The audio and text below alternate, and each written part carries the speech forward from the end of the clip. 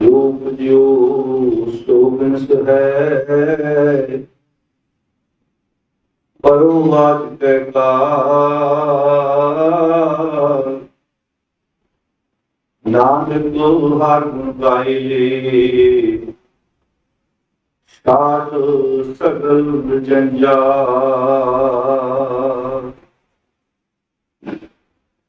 राणा राऊ न पुरहै,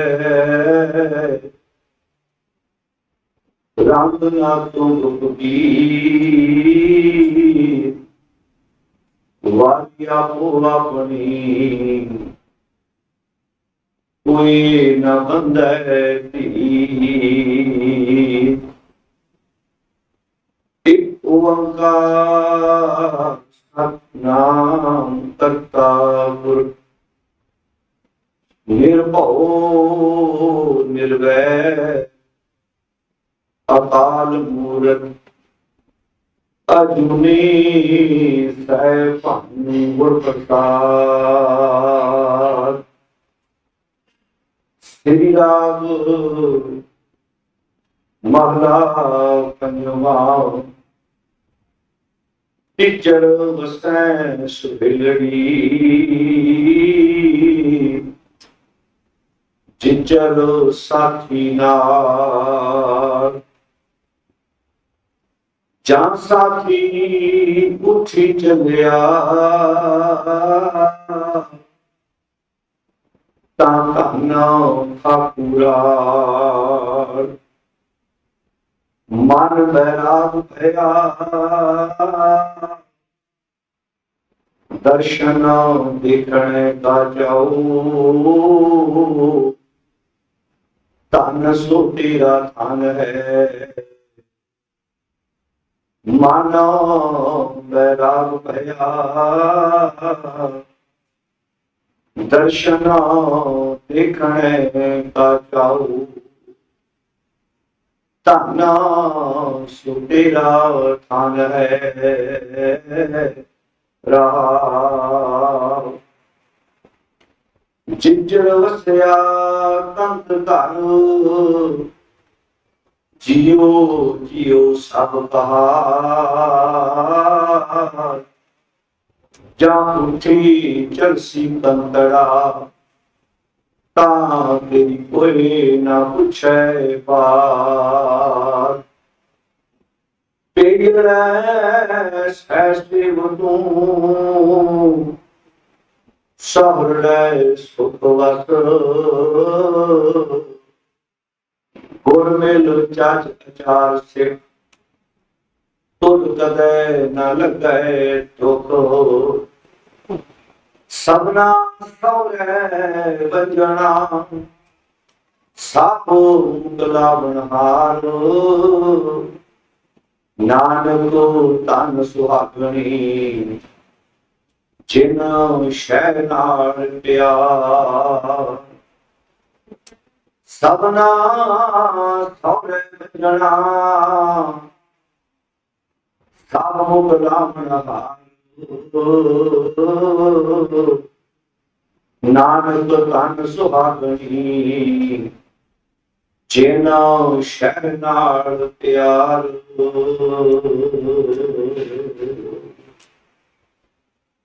परम सम्मान योग तन धन शब्द गुरु श्री गुरु ग्रंथ साहिब जी की पावन गोद विच जुड़ गई थी। गुरु प्यारी साध संगत जीओ, सतगुरु जी की गोद विच बैठ के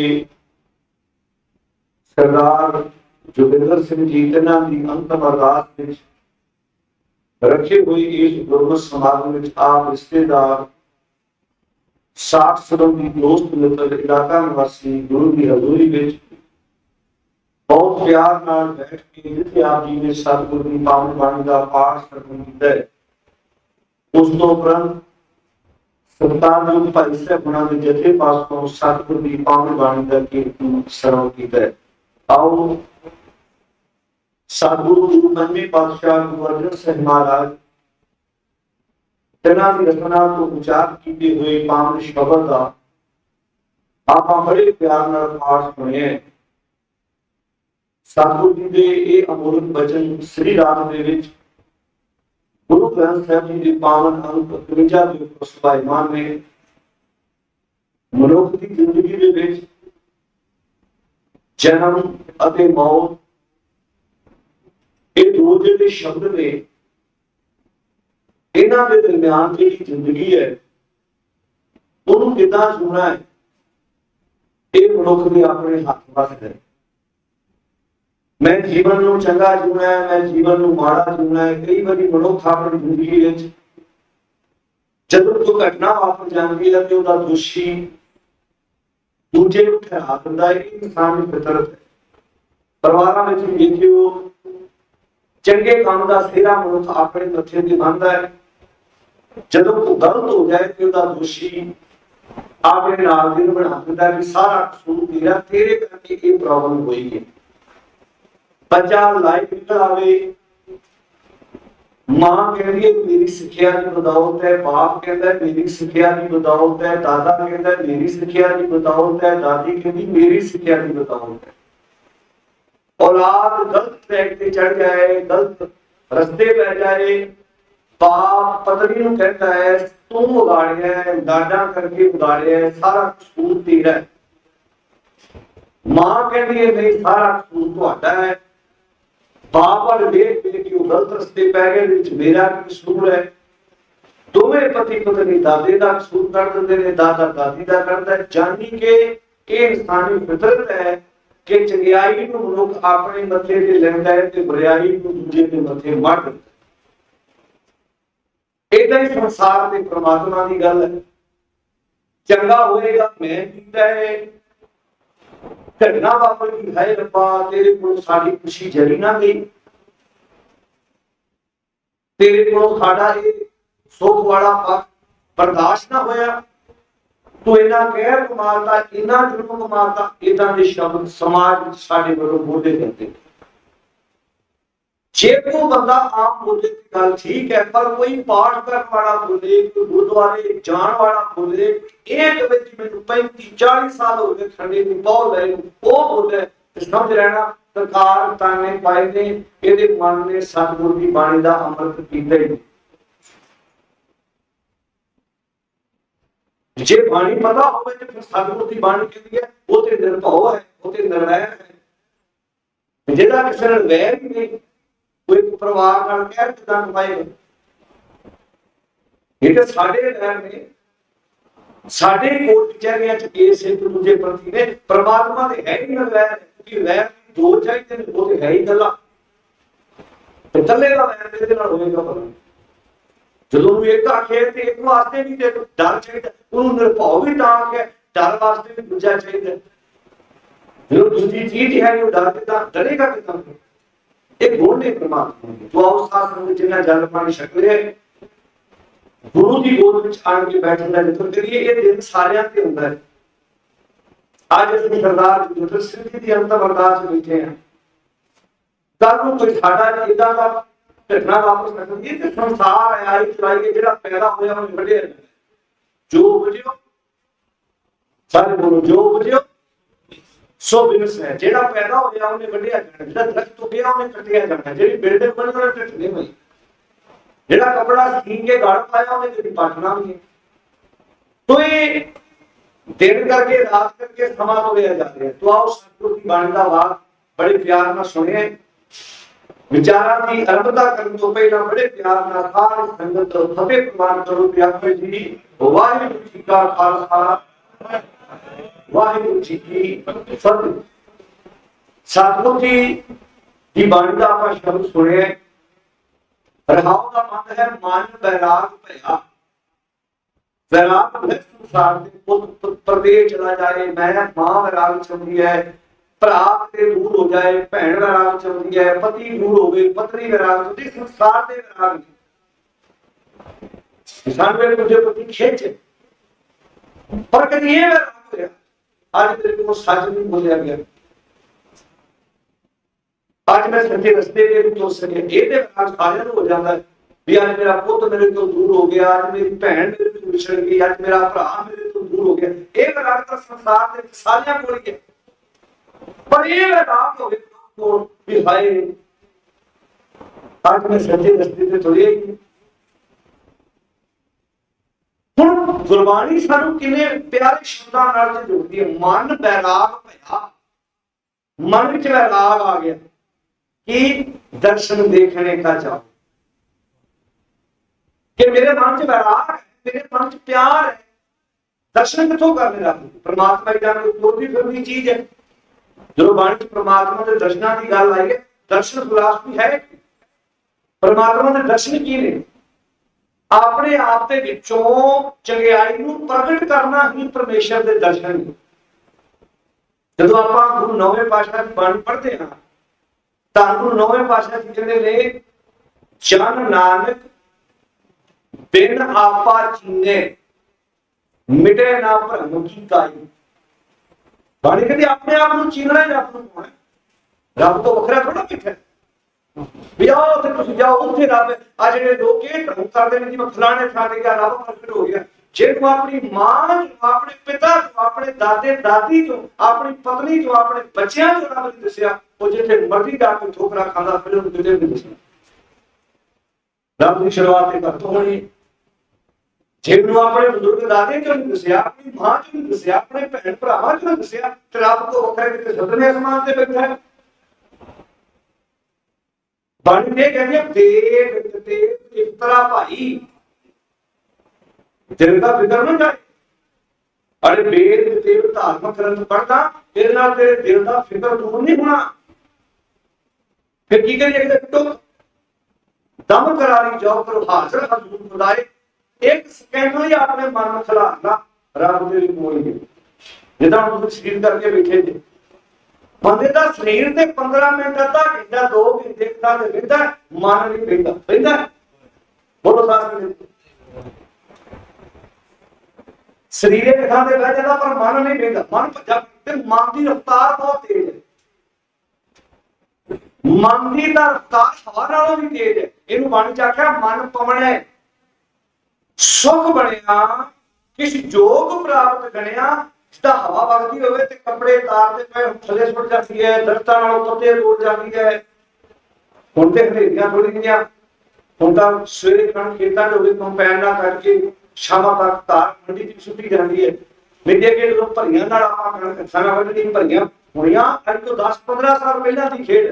ये हुण समां बीतदा ਜਾਂਦਾ जिवें पुराने बुजुर्गां ने फड़े ਵੇਖੇ इस पीढ़ी को बड़े का नहीं पता हो जिन्होंने हथी कणक वड्डी आने वाली पीढ़ी कहना कि हथां नाल नहीं कणक वड्डदे वो हैरान होंगे। पर अज तो 15 साल पहले 10 साल पहले आप आम हथां नाल कणक वड्डण भरियां होणीआं इन्नी तेज हवा वगनी एक किसान दियां भरियां दूजे दे खेत विच चलियां जांदियां 2-2 3-3 किलियां दे तूड़ी दे ढेर फुट के सेब अद्धे किले दे रह जाने।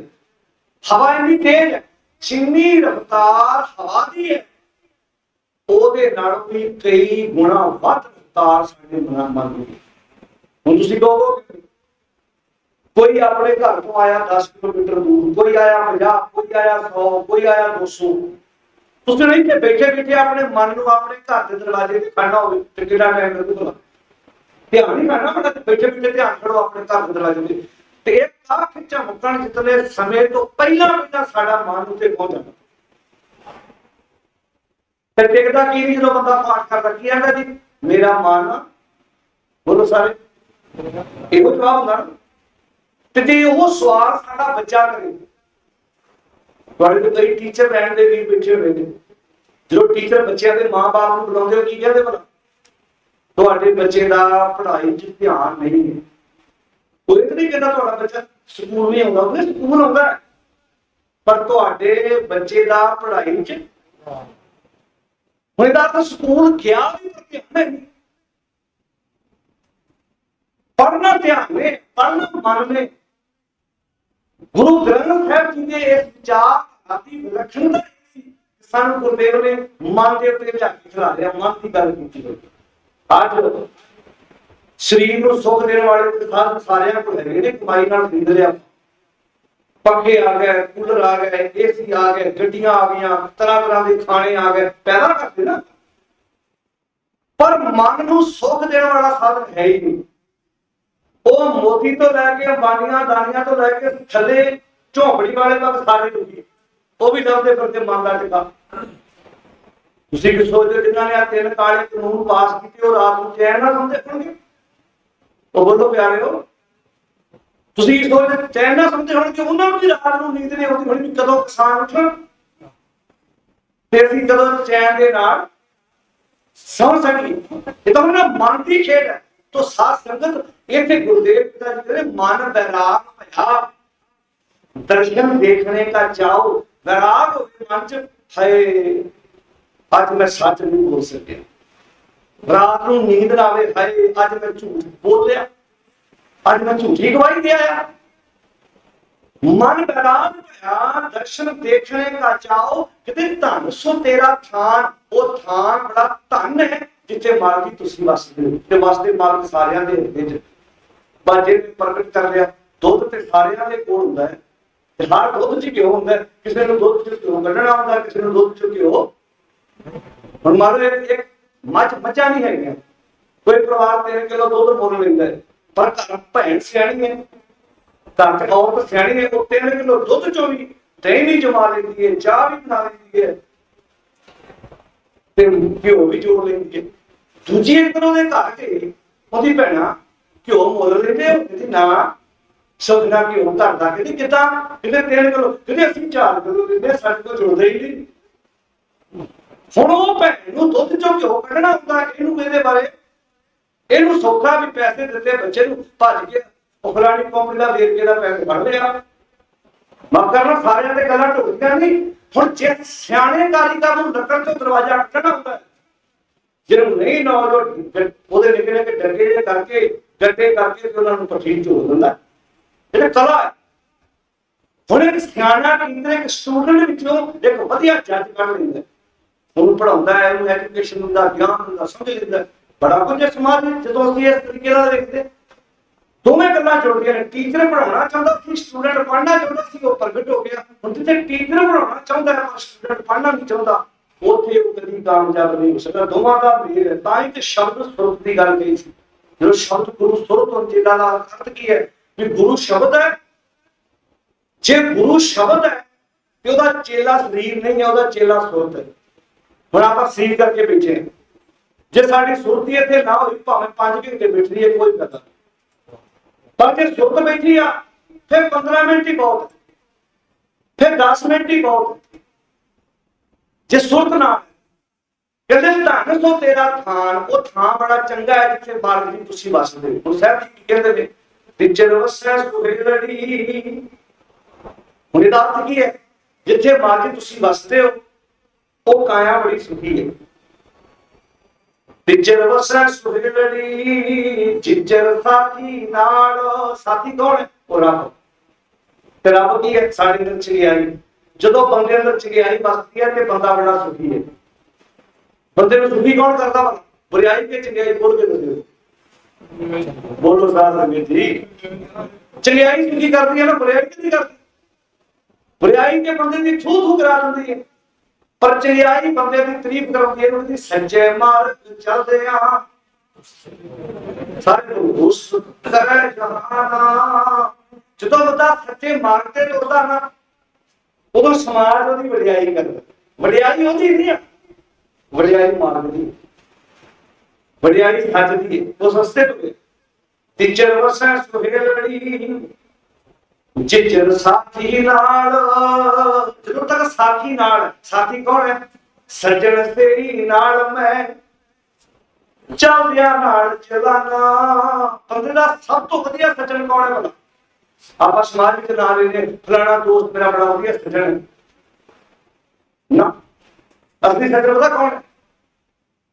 ਦੈਵੀ ਗੁਣ ਬੰਦੇ ਦੇ ਸੱਜਣ, ਸਤ ਸੰਤੋਖ ਦਇਆ ਧਰਮ ਦੀ। ਮਹਾਰਾਜ ਸੱਜਣ ਨੂੰ ਆਖੇ ਨਾ, ਸੱਜਣਾ ਨਾਮ ਸੱਜਣ ਲਿਖਾਇਆ ਹੀ, ਪਰ ਜਿਹੜੇ ਤੇਰੇ ਅਸਲੀ ਸੱਜਣ ਉਹ ਤੇ ਤੇਰੇ ਕੋਲ ਹੈ ਹੀ ਨਹੀਂ। ਕਿਸੇ ਦਾ ਨਾਮ ਸੱਜਣ ਸਿੰਘ ਰੱਖ ਦੋ, ਪਰ ਉਹਦੇ ਕੋਲ ਗੁਣ ਰੂਪੀ ਸੱਜਣ ਹੋਣ ਹੀ ਨਾ। ਮਹਾਰਾਜ ਜੀ ਨੇ ਸੱਜਣ ਸੇ ਨਾਲ ਮੈਂ ਚੱਲਦਿਆਂ ਨਾਲ ਚਲਾਣਾ। ਜਿੱਥੇ ਲੇਖਾ ਮੰਗੀਐ, ਜਿੱਥੇ ਲੇਖਾ ਜੋਖਾ, ਲੇਖਾ ਜੋਖਾ ਕਿੱਥੇ ਹੁੰਦਾ? ਭਲਾ ਬੰਦੇ ਨੇ ਸੱਚ ਦਾ ਸਾਥ ਲੈ ਲਿਆ, ਸੱਚ ਨੂੰ ਸਾਥੀ ਬਣਾ ਲਿਆ ਆਪਣਾ, दया को अपना साथी बना लिया, सज्जन बना लिया, अपना धर्म को अपना साथी बना लिया। जो किते कल फस गया इन्हां पंजां गुणां ने पता कहना बंदिया तू परा हो, तू सानू मित्र बनाया सी ना, असीं तेरे अगे हो जाऊंगे। मान लो तुसीं संतोख नूं अपना मित्र बना लो, तुसीं संतोख नूं सबर नूं अपना मित्र बना लो, दया नूं अपना मित्र बना लो, धर्म नूं धीरज नूं अपना मित्र बना लो। कल नूं सारी दुनिया तुहाडे ते इल्जाम ला भी ये बंदा गलत है, बंदा कपटी है, बंदा लालची है, पर सबर ने कहा बंदिया तू मेरी गल तो कीती है, तू पिछे हो जा, ऐ पाप पुत्र हो के तेरे विचों बाहर कढूं कि मैं तू मेरी चोण कीती सी ना, हुण मैं मित्र बना लिया लालच नूं, सबर छड्ड के ते लालच कहदा भाई मेरे ते विश्वास ना करी, मैं तां इत्थे कोई होर अगे बोलो औथे कोई होर ते बाणी आ गई लोभी का सारा की जय जेका बार बसाए। लोभी बंदे ते कदी यकीन नहीं करना, ना ना ना ना ना। जब लड़की नूं वेखण जाइए, लड़के नूं वेखण जाइए ते पहले दिन पता लग जाए सस लालची है, सौरा लालची है, पति लालची है, जवाब दिया नहीं तो इंतजार करो डेड बॉडी ले, इंतजार करो कि कितनी तेल पा के साथ कितनी तुम्हारी तीनों धोखा दे के फुर हो जाएंगे। पता लग गया पहले पहले मिलने से सानू पता लगता है बंदे की अखा तो पति लालची है कि नहीं लालची, सौरा लालची है कि नहीं लालची, पर असं ढीठा की तरह के ने एहो जिहा परिवार कटना नहीं। एहो जिहा मतलब गेट बड़ा, गड्डी वड्डी, घर बड़ा, एहो जिहा मतलब की किरदार करैक्टर आज इत्थे चले गए।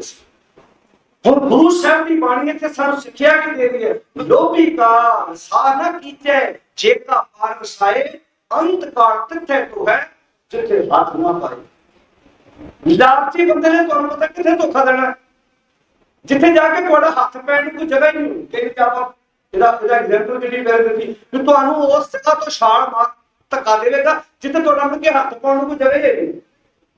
ਲਾਲਚੀ ਬੰਦੇ ਨੇ ਜਿਵੇਂ ਆਪਾਂ ਕੋਈ ਦੋਸਤ ਕਿਸੇ ਪਹਾੜ ਤੇ ਘੁੰਮਣ ਚਲੇ ਗਏ, ਉਹਨਾਂ ਨੂੰ ਧੱਕਾ ਦੇ ਦਿੱਤਾ, ਧੱਕਾ ਦਿੱਤਾ ਚਲੋ ਉਹਦਾ ਰੱਸਾ ਆ ਜਾਂਦਾ, तो किसी दरखत की जड़ आ जाती, उन्हें अपने आप चाल अपने आप ने मारने की कोशिश की पर बच गया, बच गया। कहते याद रखी लालची बंदा तेन उथों जाके धक्का देगा जिथे तेरे बचन की उम्मीद ऊंची बोलो जी नहीं। चोण असं कहती करते लालची, असं चोण संतोख की कीती नहीं, सबर की चोण साडा समाज करता ही नहीं। सारे लागे को सबर संतोष सानू तां कर अस इसे करके आज गंदी लीडरशिप साडे समाज दे बच्चे बड़ी गई क्योंकि असि सुधरना नहीं चाहते, असि ईमानदार नहीं है। जितने मैं ईमानदार होवांगा, मैं ईमानदार काउंसलर, मैं ईमानदार एमपी, मैं ईमानदार मुख्यमंत्री, मैं ईमानदार पीएम बनाऊंगा, मैं ईमानदार नहीं। गुरु नानक साहब ने उत्तों लैके थल्ले जंग लड़ी, एहो समझाया बंदिया एहो जा बीत बीत के जा, तू दुनिया तो चला जाए, लोग तेरी चंगियाई करके तेन याद कर। आज भगत पूर्ण सिंह जी का जन्मदिन, आज तुसीं सोच के देखो किन्ने साल पहला वो दुनिया ते आए, सरीरक तौर ते चले गए, पर अज भी चुने उन्होंने सरकार वालों अवार्ड दिता गया। तुसी मनुष्यता की सेवा की है, 84 जो इस देश की आर्मी ने अटैक किया उन्होंने अवार्ड वापस कर दिया। कहते मैं अवार्ड नहीं लेना जे हम तुसी अजे भगत पूर्ण सिंह हिंदू परिवार तो आए, मतलब पिछला पुराना जो पिछोकड़ है वो हिंदू परिवार तो उठ के आए, पर अकाल तख्त ने जो 1 जून तो लेके 6 जून तक उठे घटना वापरी, जो अकाल तख्त उठाया गया, भगत पूर्ण सिंह जी ने वो अवार्ड जो सरकार को मिला सी, केंद्र सरकार को वापस कर दिता कि तुसी दरबार साहब पे अटैक करके अपने मथे पे कलंक लगा दिया। और कभी भी दुनिया तो नहीं जाने, असि आए हैं चले जाना, जितने सानू साड़ते हैं ना असि उतने ही मर जाने। आप जिन्हें बैठे हैं सानू को पूछे सारे पिता का की नाम है, आपको पता है, सारे दादे का की नाम है, सानू पता है, सारे परदादे का की नाम है, पता है, पर जे सानू कोई इत्थे बैठे हैं पूछे सारे परदादे का की नाम है, कुर्सीनामा बोलना पैना। पर भगत पूर्ण सिंह वर्गे योधिया का कुर्सीनामा बोलने की लोड़ नहीं, क्योंकि वो अपनी चंगियाई करके जीते। उन्होंने मित्र चंगियाई को बनाया, चंगियाई मरती नहीं ते बंदा कभी मरता नहीं। असी बुराई को मित्र बना लिया, जितने मरते हैं उधर ही खत्म हो जाने, उधर ही 4-5 गल्लां कीतियां जांदियां, बड़ा माड़ा होया, बड़ा चंगा, बड़ी चंगी सी, इतने ही शब्द बोलते हैं आप ते बोलांगे भी वही जिन्हां तो सुख मिलता। बस ये तो अगे परचा साफ। गुरु साहब जी कहते जी जिंदगी जोनी है तो मित्र किहनूं बना, चंगियाई नूं तिच्चर वसै सुहेलड़ी। जिच्चर साथी चेता रखियो, साथी कौन है? सच। साथी कौन है? संतोष। साथी कौन है? दया।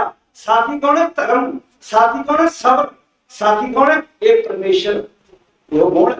ये मेरे नाल ते मैं सुखी, मेरी आंखां सुखी, मेरा मत्था सुखी, मेरे हाथ सुखी, मेरा पैर सुखी, मेरा अंदर सुखी, मेरा बाहर सुखी, मेरा घर सुखी, परिवार सुखी, मेरा समाज सुखी। आज बंदा दुखी क्यों? आज क्यों गया? हुण कल्ले नूं छड्ड दिओ, मैनूं डिप्रेशन है। डिप्रेशन नाम की कोई बीमारी नहीं है। डिप्रेशन क्या है कि तू मित्र लालच नूं बनाया। डिप्रेशन क्या है कि तू मित्र काम वासना नूं बनाया। डिप्रेशन क्या है कि तू सुनदा गलत है।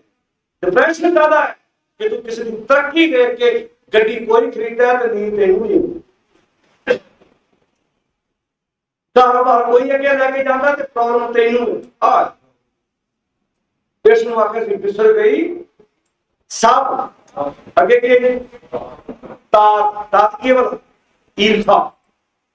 मजा नहीं है, मजा गांव च गादी ईर्षा हो तो वो मझ नहीं तैयार थे भी जी अपनी गाड़ी चूड़ी पाई, अपनी गाड़ी ਉਹਦੇ ਵਧੀਆ ਵੀ ਪੱਠੇ ਪਾਣ, ਦੂਜੇ ਦੀ ਖੁਰਲੀ ਚੋਦੇ ਮੂੰਹ ਮਾਰਨਾ।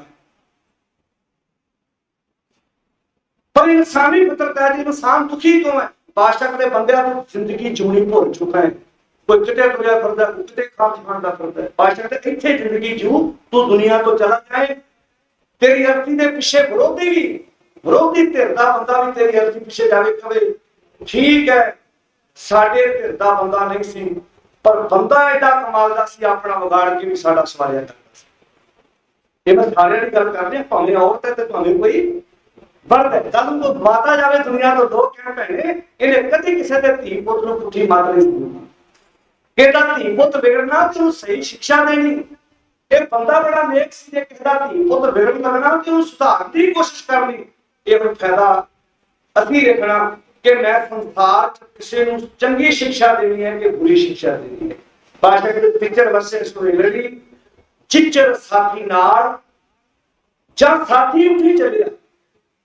जो मेरे अंदर साथी उठ के तुर पे गुण निकल गए तो धन खाकूराल बंदा जिंदे की खाक की ढेरी बन जाता। लोग नहीं आते वो बंदा तो मिट्टी हो गया भाई, बंदा तो जिंदे मिट्टी का ढेरी हो गया।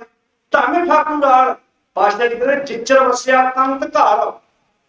जदों तक बंदे के अंदर कंत वसदा, मालिक वसदा, जियो जियो सब कहा सारे सत्कार करते हैं। सत्कार बंदे का नहीं, सत्कार बंदे के अंदर पैदा होए ना। ओह डॉक्टर, ओह स्कूल टीचर, ओह प्रिंसिपल, ओह जज, ओह आईपीएस, जदों तक गुण होंदे ने हर बंदा सिर चुकांदा, गलत काम करदा फड़िया जाए ते पीएन भी गुटो फड़ लैंदे। पीएन टीचर वसे सुहेलड़ी जिच्चर साथी नाल जा साथी उठी चलिया तां धन खाकूराल कहते मन करा भया दर्शन देखने का जाओ धन सो तेरा थान है। जिच्चर वसिया कंत घर जियो जियो सब कहा जाऊठी चलसी कंतड़ा तां कोई ना पूछे तेरी बात। जो तेरे लोग कंती उठ के तुर पिया तेरी कहने बात पूछनी। प्यारियो दुनिया के हर बात विच मौत है। शरीर बनया उन्हें ढहना पर सानू कितनी प्यारी मर्यादा दी। पुरानी चढ़ाई करते शमशान भूमि लैके जाओ, लकड़ा चिंदे संस्कार करते हैं। सिख रैत मर्यादा चिन्ह लिखे कि निकाल दोनों प्रवान थे। पुरानी चढ़ाई किया, अंगीठा चले है, अर्थी डेड बॉडी रखी है, संस्कार कर दिता है। जो आग ठंडी हो जाए उत्थे लिखा जो आग ठंडी हो जाए। ये चौथा साढ़े च नहीं सी, वो ये सी भी जो आग ठंडी हो जाए भावें हरिद्वार ਅਸੀਂ ਬਣਾ ਲਿਆ ਕੀਰਤਪੁਰ ਸਾਹਿਬ ਤੇ ਗੋਇੰਦਵਾਲ ਸਾਹਿਬ, ਕਿਉਂਕਿ ਦਾਸ ਦਾ ਨਗਰ ਹੁੰਦਾ ਗੋਇੰਦਵਾਲ ਤੋਂ 3 ਕਿਲੋਮੀਟਰ ਦੀ ਦੂਰੀ ਤੇ। ਉੱਥੇ ਨੂੰ ਸਪੈਸ਼ਲ ਫੁੱਲ ਲੈ ਕੇ ਉੱਥੇ ਪਹੁੰਚ ਜਾਂਦੇ ਆ। ਉਧਰੋਂ ਪਾਣੀ ਘਟ ਗਿਆ, ਤੁਹਾਨੂੰ ਪਤਾ ਵੀ 2.5 ਦਰਿਆ ਪਾਕਿਸਤਾਨ ਚਲੇ ਗਏ, 2.5 ਲੈ ਕੇ ਪੰਜਾਬ ਚ, ਤੇ ਪੰਜਾਬ ਦੇ ਦਰਿਆਵਾਂ ਚ ਪਾਣੀ ਹੁਣ ਸੁੱਕਣਾ, ਬੋਲੋ ਜੀ, ਥੋੜਾ। ਹੁਣ ਜਦੋਂ ਪਾਣੀ ਘਟਦਾ ਹੈ ਹੱਡੀਆਂ ਦੇ ਢੇਰ ਥੱਲੇ ਦਿਸਦੇ, ਫਿਰ ਉਹ ਕਈਆਂ ਨਾਲ ਬਾਲਟੀਆਂ ਨਾਲ ਜਿਹੜੇ ਫੁੱਲ ਪੋਚ ਕੇ ਰੱਖਦੇ ਨੇ, ਦੇਖੋ ਬੀਬੀ ਦੀ ਟਿਕਟ ਕਟਾਈ ਕਿ ਨਹੀਂ ਕਟਾਈ। ਸਾਡੇ ਲੋਕ, ਸਾਡਾ ਸਮਾਜ ਇੱਥੋਂ ਤੱਕ ਜਾ ਚੁੱਕਾ ਕਿ ਜਦੋਂ ਸੰਸਕਾਰ ਕਰਕੇ ਘਰ ਨੂੰ ਤੁਰਦੇ ਆ, ਜਦੋਂ ਅੰਗੀਠਾ ਸੰਭਾਲਦੇ, ਫਿਰ ਆਵਾਜ਼ਾਂ ਮਾਰਦੇ ਬੜੀਆਂ। ਤੁਸੀਂ ਵੇਖੋ ਨਾ ਕਈਆਂ ਲਾ ਕੇ ਆਵਾਜ਼ ਮਾਰਦੇ ਆ, ਬੀਬੀ ਜੀ ਨੂੰ ਆਵਾਜ਼ ਮਾਰ ਲਓ, ਪਾਪਾ ਜੀ ਨੂੰ, ਦਾਦਾ ਜੀ ਨੂੰ ਆਵਾਜ਼ ਮਾਰ ਲਓ। ਕਿੱਥੋਂ ਮਾਰ ਲਓ? ਬੜੀਆਂ ਕੀ ਹੱਦ ਹੋ ਗਈ। ਜਦੋਂ ਵਿਚਾਰਾ ਆਵਾਜ਼ਾਂ ਦਿੰਦਾ ਸੀ ਉਦੋਂ ਉਹ ਟੱਬਰ ਸੁਣਦਾ ਨਹੀਂ। ਸਾਡੇ ਬਜ਼ੁਰਗਾਂ ਦੇ ਸੰਗ ਬਹਿ ਜਾਂਦੇ ਬੋਲ ਕੇ, ਉਦੋਂ ਤੇ ਕੋਈ ਸੁਣਦਾ ਨਹੀਂ। ਮਗਰੋਂ ਮੜੀਆਂ ਤੋਂ ਮਿੱਟੀ ਨੂੰ ਆਵਾਜ਼ਾਂ ਮਾਰੀ ਜਾਂਦੇ ਆ। ਪਾਣੀ ਦੀ ਜੇ ਮਿਰਤੋ ਕੋ ਚੰਦਨ ਚੜਾਵੇ, ਮੁਰਦੇ ਦੇ ਚੰਦਨ ਮਹਿੰਗਾ ਲਿਆ ਕੇ ਕਰ ਦੋ, ਉਸ ਤੇ ਕਹੋ ਕੌਣ ਫਰਕ ਪਾਵੇ, ਉਹਦੇ ਨਾਲ ਕੀ ਫਾਇਦਾ ਹੋਵੇ। ਜੇ ਮਿਰਤੋ ਕੋ ਵਿਸ਼ਟਾ ਮਾਹੇ ਲੜਾਈ, ਤੁਸੀਂ ਮਿਰਤਕ ਨੂੰ ਵਿਸ਼ਟਾ ਲੜਾ ਦਿਓ ਤਾਂ ਮਿਰਤਕ ਤਾਂ ਕਿਆ ਘਟ ਜਾਏ, ਉਹਦਾ ਕੀ ਘਟਣਾ ਹੈ, ਉਹ ਤਾਂ ਮਿੱਟੀ ਹੈ। ਉਹਦੇ ਮੈਂ ਕਹਿੰਦਾ ਮੇਰਾ ਦਾਦਾ ਹੈ, ਮੇਰੀ ਦਾਦੀ ਹੈ, ਮੇਰਾ ਭਰਾ ਹੈ, ਮੇਰੀ ਭੈਣ, ਪਰਿਵਾਰ ਵਿੱਚ ਉਹ ਕੀ ਹੈ, ਬੋਲੋ ਸਾਰੇ, ਮਿੱਟੀ। ਉਹ ਮੇਰੀਆਂ ਭਾਵਨਾਵਾਂ ਜੁੜੀਆਂ ਹੁੰਦੀਆਂ ਨੇ, ਤੇ ਉਹ ਵੀ ਸੁੱਖ ਨਾਲ ਦੂਰ ਹੋ ਗਿਆ ਕਰੋਨਾ ਚ।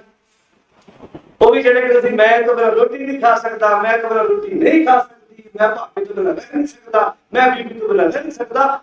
ਸਤਿਕਾਰ ਕੀ ਹੁੰਦਾ?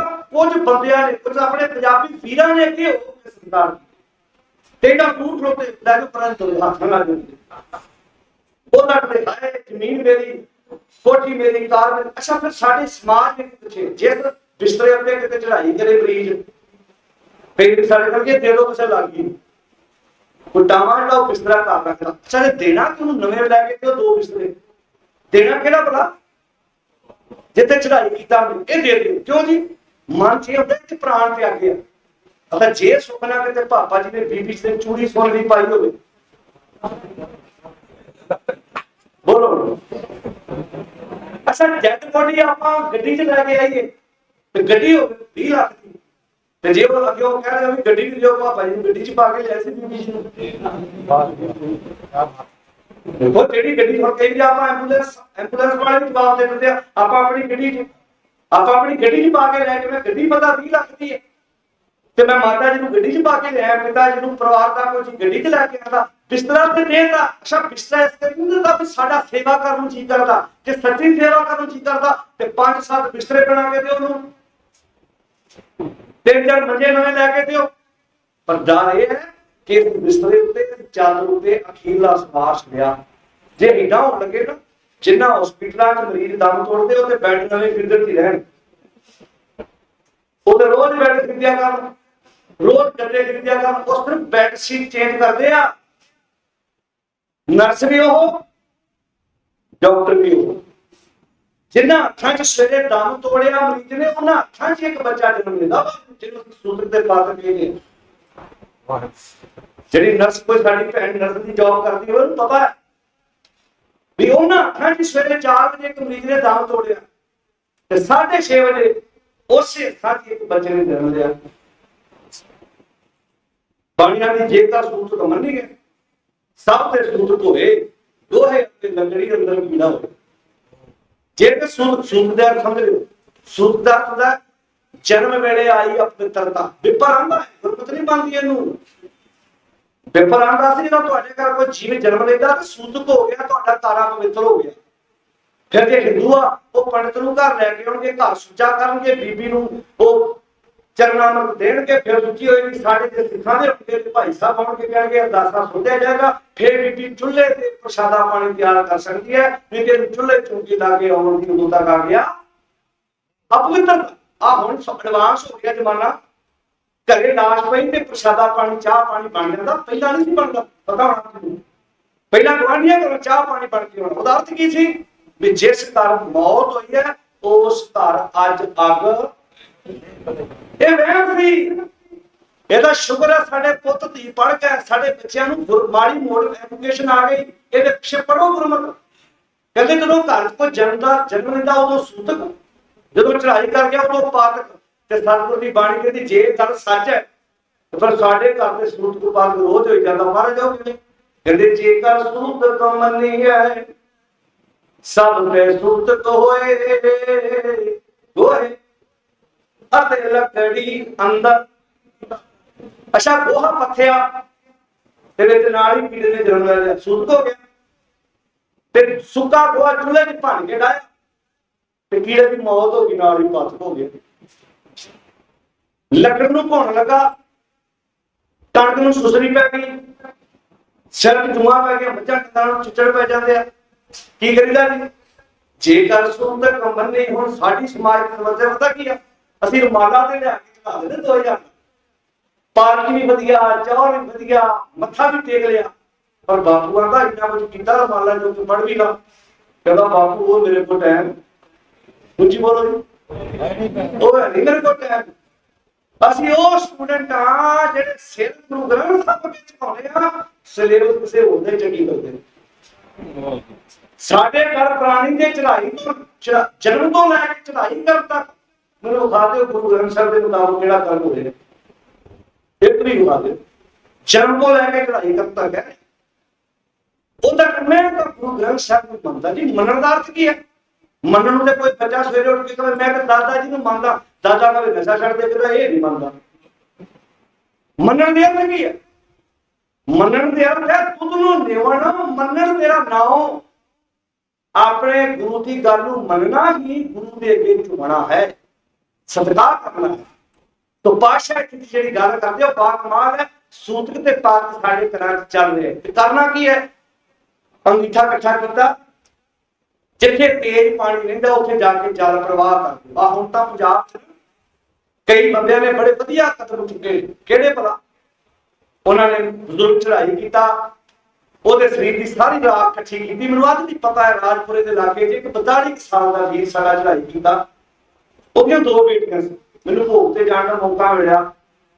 ਸਾਰਾ ਪਿੰਡ ਦਾ ਬੜਾ ਸਤਿਕਾਰ ਕਰਦਾ ਸੀ, ਚੰਗੇ ਕੰਮ ਕਰਦਾ ਸੀ। ਪਿੰਡ ਵਾਲਿਆਂ ਨੇ ਰਲ ਕੇ ਪਰਿਵਾਰ ਦੀ ਸਹਿਮਤੀ ਨਾਲ ਕੋਈ ਨਰਸਰੀ ਚੋਂ ਵਧੀਆ ਫਲਦਾਰ ਬੂਟਾ ਲਿਆ ਕੇ 5-7 ਫੁੱਟ ਡੂੰਘਾ ਟੋਆ ਪੱਟ ਕੇ ਉਹਦੀ ਰਾਖ ਜ਼ਮੀਨ 'ਚ ਨੱਪ ਕੇ ਉੱਤੇ ਪੌਦਾ ਲਾਤਾ। ਬੱਚੇ ਕਹਿੰਦੇ ਅਸੀਂ ਜਦੋਂ ਦਰਖਤ ਵੱਡਾ ਹੋਏਗਾ ਤੇ ਫਲ ਖਾਵਾਂਗੇ, ਅਸੀਂ ਮਹਿਸੂਸ ਕਰਾਂਗੇ ਸਾਡਾ ਬਾਪੂ ਸਾਡੇ ਕੋਲ ਹੈ। ਨਾਲੇ ਨਵਾਂ ਦਰਖਤ ਲੱਗ ਗਿਆ, ਨਾਲੇ ਲੋਕਾਂ ਨੂੰ ਸਹੀ ਸਿੱਖਿਆ ਦੇ ਦਿੱਤੀ। ਇਹ ਨਵੇਂ ਰਾਹ ਜਿਹੜੇ ਪਾਉਣ ਦੀ ਲੋੜ ਹੈ। ਕਿਉਂਕਿ ਪਾਣੀ ਘੱਟ ਗਿਆ, ਪਾਣੀ ਤਾਂ ਤੀਜੀ ਪਰਤ ਤੋਂ ਲੈ ਰਹੇ ਆ। ਜਿਹਨਾਂ ਨੂੰ ਮਾੜੀ ਮੋਟੀ ਨੌਲੇਜ ਹੈ, ਜਿਹੜੇ ਇਹਨਾਂ ਗੱਲਾਂ ਨੂੰ ਸਟੱਡੀ ਕਰਦੇ ਆ, 3 ਪਰਤਾਂ ਨੇ ਪਾਣੀ ਦੀਆਂ, 2 ਆਪਾਂ ਖਤਮ ਕਰ ਦਿੱਤੀਆਂ, ਤੀਜੀ ਪਰਤ ਤੋਂ ਪਾਣੀ ਲੈ ਰਹੇ ਆ। ਤੇ ਆਉਣ ਵਾਲੇ 15 ਤੋਂ 20 ਸਾਲਾਂ ਬਾਅਦ ਅੱਜ ਦੀ ਲੱਖਾਂ ਦੀ ਜ਼ਮੀਨ ਹੈ, ਇਹ ਹਜ਼ਾਰਾਂ 'ਚ ਨਹੀਂ ਕਿਸੇ ਨੇ ਪੁੱਛਣੀ, ਕਿਉਂਕਿ ਅਸੀਂ ਪਾਣੀ ਕੰਟਰੋਲ ਕਰਨ ਨੂੰ ਤਿਆਰ। ਤੁਸੀਂ ਬੋਲੋ ਜੀ। ਬੰਦਾ ਨਹਾਉਂਦੇ ਆ ਟੁੱਟੀ ਛੱਡ ਦਿੰਦਾ ਹੈ, ਬਾਲਟੀ ਪਾਣੀ ਦੀ ਇੱਕ ਨਾਲ ਨਹਾਉਣਾ, 4 ਨਾਲ ਹੀ ਟੁੱਟਾ ਹੋ ਰਿਹਾ। ਜਿਹਨੂੰ ਪਾਣੀ ਸੰਜਮਨਾ ਨਾਲ ਵਰਤਣਾ ਆਇਆ, ਜੇ ਕੱਲ ਨੂੰ ਬੰਦਾ ਕੋਈ ਉੱਚੇ ਅਹੁਦੇ ਤੇ ਪਹੁੰਚ ਗਿਆ, ਸਾਨੂੰ ਬੜੇ ਖਤਰਨਾਕ ਤਰੀਕੇ ਨਾਲ ਮਾਰਿਆ ਗਿਆ। ਪਿਆਰਿਓ ਇੱਥੇ ਦਰਖਤ ਉਹ ਲਿਆ ਕੇ ਲਾਏ ਜਿਹੜੇ ਪੰਜਾਬ ਦੇ ਵਿੱਚ ਸਪੈਦਾ ਪੰਜਾਬ ਦਾ ਨਹੀਂ ਸੀ। ਸਭ ਤੋਂ ਵੱਧ ਪਾਣੀ ਪੀਂਦਾ ਸਪੈਦਾ।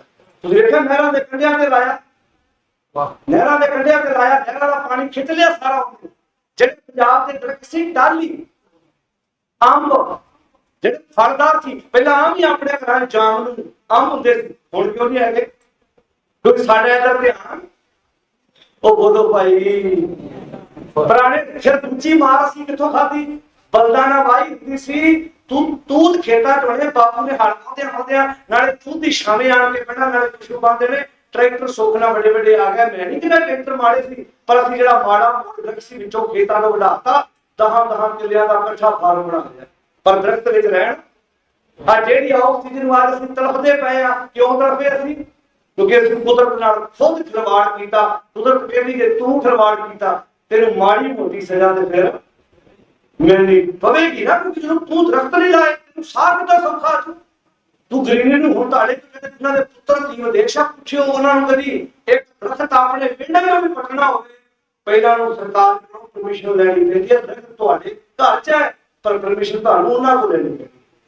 ਉਹ ਕਹਿੰਦੇ ਜੇ ਤੁਸੀਂ ਕੁਦਰਤ ਨਾਲ ਪਿਆਰ ਨਹੀਂ ਕਰਦੇ, ਸਮਝ ਲਓ ਤੁਸੀਂ ਕੁਦਰਤ ਦੇ ਦੁਸ਼ਮਣ ਨਹੀਂ, ਤੁਸੀਂ ਆਪਣੇ ਆਪ ਦੇ ਦੁਸ਼ਮਣ ਹੋ। ਦਰਖਤ ਤੁਹਾਡਾ ਸਭ ਤੋਂ ਵਧੀਆ ਮਿੱਤਰ ਹੈ, ਸਭ ਤੋਂ ਵਧੀਆ ਮਿੱਤਰ ਜਿਹੜਾ ਤੁਹਾਨੂੰ ਫਰੈਸ਼ ਸਾਫ ਸੁਥਰੀ ਹਵਾ ਦੇਂਦੇ, ਜਿਹੜਾ ਤੁਹਾਨੂੰ ਜਿਉਂਦਾ ਰੱਖਦੇ ਹੈ।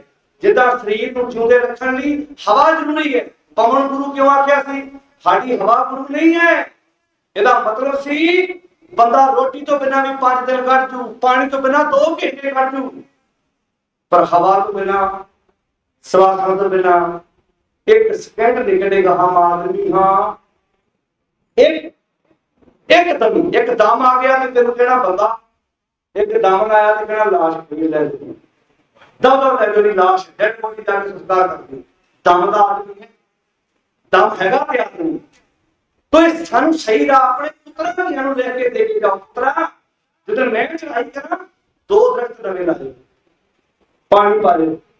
ਆਪਣੇ ਬੱਚਿਆਂ ਨੂੰ ਪੁੱਤਰਾ ਜਿਹੜਾ ਖੱਫਣ ਮੇਰੇ ਤਨ ਤੇ ਪਾਉਣਾ ਹੈ, ਇਹ ਕਿਸੇ ਗਰੀਬ ਪਰਿਵਾਰ ਦੇ ਬੱਚੇ ਨੂੰ ਸਕੂਲ ਦੀ ਵਰਦੀ ਲਾ ਦਿਓ, ਕਮੀਜ਼ ਪਜਾਮਾ ਉਹ ਪਾ ਦਿਓ ਜਿਹੜਾ ਮੈਂ ਰੋਜ਼ ਉਹਨਾਂ ਨੂੰ ਇੱਕ ਕੱਢ ਕੇ ਪਾਸੇ ਰੱਖ ਛੱਡੋ। ਪਰ ਸਾਡਾ ਇਹਨਾਂ ਗਮਾਂ ਵੱਲ ਧਿਆਨ ਬਹੁਤ, ਉੱਚੀ ਬੋਲੋ, ਅਸੀਂ ਇਸ ਬੰਦੇ ਧਿਆਨ ਨਹੀਂ ਦਿੱਤਾ। ਹੁਣ ਅਸੀਂ ਸਾਡਾ ਸਮਾਜ ਕੀ ਹੈ, ਜਿਉਂਦੇ ਜੀ ਆਪਣੇ ਬਜ਼ੁਰਗਾਂ ਨਾਲ, ਆਪਣੇ ਮਾਂ-ਬਾਪ ਨਾਲ ਬੈਠ ਕੇ ਗੱਲਾਂ ਕਰੋ, ਉਪਦੇਸ਼ ਵੀ ਹੋਈਏ, ਪਰ ਆਪਣੇ ਬੱਚਿਆਂ ਨਾਲ, ਆਪਣੇ ਮਾਂ-ਬਾਪ ਨਾਲ ਸਮਾਂ ਸਾਂਝਾ ਕਰਨ ਦੀ ਕੋਸ਼ਿਸ਼ ਕਰੀਏ। ਭਗਤ ਪੂਰਨ ਸਿੰਘ ਦਾ ਜਿਹਦਾ ਜਨਮ ਦਿਨ ਮਨਾਇਆ ਜਾ ਰਿਹਾ ਅੱਜ, ਇਹ ਉਹ ਸ਼ਖਸੀਅਤ ਸੀ, ਬਜ਼ੁਰਗ ਕਿਸੇ ਦੇ, ਜੀ ਪਰਿਵਾਰ ਕਿਸੇ ਦੇ, ਤੇ ਦੁੱਧ ਬ੍ਰੈਡ ਆਪਣੇ ਹੱਥਾਂ ਨਾਲ ਪਾ ਰਹੇ ਸੀ। ਉਹ ਭਾਗਾਂ ਵਾਲੇ ਹੁੰਦੇ ਨੇ ਮਾਂ-ਬਾਪ, ਤੇ ਭਾਗਾਂ ਵਾਲੇ ਬੱਚੇ ਹੁੰਦੇ ਨੇ ਜਿਨ੍ਹਾਂ ਨੂੰ ਆਪਣੇ ਬੱਚਿਆਂ ਵਿੱਚ ਆਪਣੇ ਮਾਂ-ਬਾਪ ਨਾਲ ਸਮਾਂ ਬਤੀਤ ਕਰਨ ਦਾ ਸਮਾਂ ਪ੍ਰਾਪਤ ਹੋਵੇ। ਨਹੀਂ ਤਾਂ ਤਰਸਦੇ ਪਏ ਨੇ ਦੁਨੀਆ। ਅਸੀਂ ਜਿਹਨੂੰ ਅਮੀਰੀ ਕਹਿੰਦੇ ਆ ਵੀ ਵੱਡਾ ਘਰ ਹੋਵੇ, 4 ਗੱਡੀਆਂ ਹੋਣ, ਇਹ ਅਮੀਰੀ ਨਹੀਂ ਹੈ। ਅਮੀਰੀ ਹੈ ਜਿੱਥੇ ਤੁਸੀਂ ਦੁੱਖ ਸੁੱਖ ਸਾਂਝਾ ਕਰ ਸਕੋ, ਤੁਹਾਨੂੰ ਕੋਈ ਪੁੱਛਣ ਵਾਲਾ ਹੋਵੇ ਕੀ ਹਾਲ ਹੈ। ਕਈ ਵਾਰ ਨਾ ਬੰਦੇ ਨੂੰ ਮੈਡੀਸਨ ਦੀ ਜ਼ਰੂਰਤ ਨਹੀਂ ਹੁੰਦੀ, ਇਹ ਨਾ ਹੁੰਦਾ ਵੀ ਕੋਈ ਪੁੱਛ ਲਵੇ ਕੀ ਹਾਲ ਹੈ, ਬੰਦਾ ਆਦਾ ਠੀਕ ਹੋ ਜਾਂਦਾ। ਤੁਹਾਡੇ ਖੇਤਾਂ 'ਚ ਕੰਮ ਕਰਦਾ ਕੰਮ, ਉਹ ਆਵੇ, ਤੁਸੀਂ ਉਹਨੂੰ ਇੰਨੇ ਪੁੱਛ ਲਓ ਕੀ ਹਾਲ ਹੈ, ਪਰਿਵਾਰ ਠੀਕ ਹੈ, ਉਹ ਨਾ ਵੀ ਠੀਕ ਹੋਏਗਾ, ਤੁਹਾਡੇ ਪੁੱਛਣ ਨਾਲ ਠੀਕ ਹੋ ਗਿਆ। ਤੇ ਜੇ ਅਸੀਂ ਖਿੱਚ ਪਈ ਜਾਈਏ, ਤੂੰ ਲੇਟ ਹੋਇਆ, ਉਹਦੇ ਵੀ ਬੱਚੇ ਬਿਮਾਰ ਹੋ ਸਕਦੇ, ਉਹਦੀ ਵੀ ਪਤਨੀ ਬਿਮਾਰ ਹੋ ਸਕਦੀ ਹੈ। ਮੈਂ ਆਪਣੇ ਕਾਮੇ ਨੂੰ ਖਿੱਚ ਪਈ ਜਾਵਾਂ ਤੇ ਗੁਰਦੁਆਰੇ ਆਣ ਕੇ ਲੱਖ ਰੁਪਏ ਮੱਥੇ ਟੇਕ ਜਾਵਾਂ, ਸਾਲ ਕੁਝ ਕਰੇ, ਤੇਰੇ ਤੋਂ ਵੱਡਾ ਤੇ ਦੁੱਖ ਠੀਕ ਹੋਈ ਨਹੀਂ। ਜਿਹਦੇ ਤੇ ਰੱਬ ਵਸਦਾ ਸੀ ਉਹਨੂੰ ਤੂੰ ਗੁੱਸੇ ਕਰ ਆਇਆ, ਕਿੱਥੇ ਆਣ ਕੇ ਮੱਥੇ ਟੇਕੀ ਜਾਣਾ। ਤੈਨੂੰ ਤੇ ਆਪਣੇ ਕਸਟਮਰ ਨਾਲ ਗੱਲ ਕਰਨੀ ਨਹੀਂ ਆਉਂਦੀ, ਤੈਨੂੰ ਤੇ ਆਪਣੇ ਸਟਾਫ ਨਾਲ ਬੋਲਣਾ ਨਹੀਂ ਹੁੰਦਾ। ਜਦੋਂ ਤੱਕ ਸਾਨੂੰ ਦੁਨੀਆ ਦੇ ਵਿੱਚ ਵਿਚਰਨਾ ਨਹੀਂ ਆਏਗਾ, ਸਤਿਗੁਰੂ ਜੀ ਦੀ ਮਨੁੱਖਤਾ ਕੀ ਹੈ। ਬਾਹਰ ਦੀ ਲੀਡਰਸ਼ਿਪ ਦਾ ਸਤਿਕਾਰ ਕਿਵੇਂ ਕਰੋ, ਕਿਉਂਕਿ ਉਹ ਦਾ PM ਪਬਲਿਕ ਵਿੱਚ ਤੁਰਿਆ ਫਿਰਦਾ, ਕਿਉਂ ਕਹਿੰਦਾ ਭਾਈ ਮੈਂ ਤੁਰਿਆ ਫਿਰਦਾ, ਮੇਰੇ ਵਰਗੇ ਨਹੀਂ, ਇਹਨਾਂ ਦੀ ਬਦੌਲਤ ਮੈਂ PM। ਸਾਡੇ ਦਿਮਾਗ 'ਚ ਆ ਜਾਣਾ, ਉਹਨੂੰ ਪਤਾ ਨਹੀਂ ਹੁੰਦਾ ਜਿਹੜੇ ਰਿਕਸ਼ੇ ਵਾਲੇ ਦੀ ਰਿਕਸ਼ਾ ਪਰਾਂ ਕਰਾ ਕੇ ਤੇਰੀ ਗੱਡੀ ਲੰਘ ਰਹੀ ਹੈ ਨਾ, ਇਹਦੀ ਆਖਰੀ ਵੋਟ ਸੀ ਜਿਹੜੇ ਤੈਨੂੰ MP ਬਣਾਇਆ, ਇਹਦੀ ਆਖਰੀ ਵੋਟ ਸੀ ਜਿਹੜੇ ਤੈਨੂੰ MLA ਬਣਾਇਆ।